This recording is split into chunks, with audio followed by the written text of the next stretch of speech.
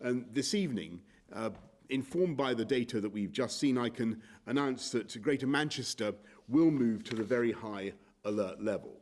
That means that pubs and bars must close unless they're serving substantial meals. Households can't mix indoors or in most outdoor settings. In some public outdoor spaces, groups must be limited to the rule of 6. And we strongly advise against travel into and out of the area. I know that these restrictions are tough, both on businesses and individuals. And believe me, no one wants to be putting these things into effect. But that's why we're also enacting a comprehensive package of support. The job support scheme ensures those affected by business closures are still paid. Those affected by business closures are still paid. And once you top that up with universal credit, those on low incomes will receive at least 80% of their normal income. We've made available up to £465 million to help local authorities implement and enforce restrictions. Greater Manchester will receive £22 million of this, and that's on top of the extra £1 billion we're providing in funding for local authorities across the whole country.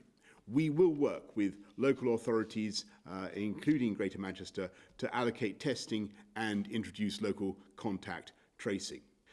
Over the last 10 days, we tried to get an approach with local leaders in Greater Manchester, a joint approach.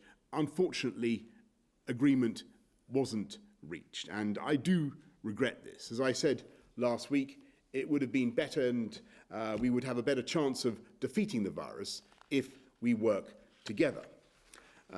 In addition, I must say, to the support outlined above, we made a generous and extensive offer to support Manchester's business. I want to stress, this offer was proportionate to the support we've given Merseyside and Lancashire. The Mayor didn't accept this, unfortunately, and given the public health situation, I must now proceed with moving Greater Manchester, as I say, to the very high alert level.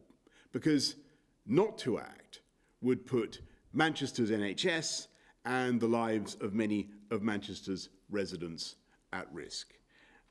Despite the failure to reach an agreement, I hope the Mayor and Council leaders in Greater Manchester will now work with us to implement these measures.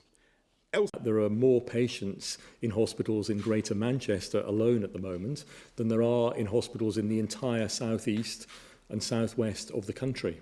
So we are seeing variability in infection rates. Those infection rates inevitably lead to, unfortunately, more deaths. They lead to more hospital admissions and more people in hospitals. They actually lead to more long-term symptoms, because we now also know that COVID can affect you beyond the initial acute illness in what's becoming known as long COVID. And that's a condition that affects all ages, so it's not just the elderly. But it is variable throughout the country. So the key to this, as the Prime Minister and Jonathan has said, is to reduce infection rates. Nationally published Tier 3 measures are the minimum national standard for hard measures, but there are other things that local authorities can consider on top, and I hope some do. What is really important is compliance. Everybody needs to accept that this is not a good place to be if you're in Tier 3, but to get behind it and try and get the rate of disease falling so that R in that area is falling, so that the pressure comes off the health service, particularly in those 60+ age groups. And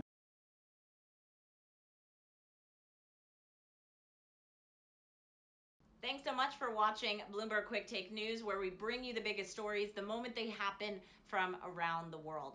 Don't forget to click the video if you want to see more of our latest coverage, and subscribe to Bloomberg Quick Take News to get insight in an instant.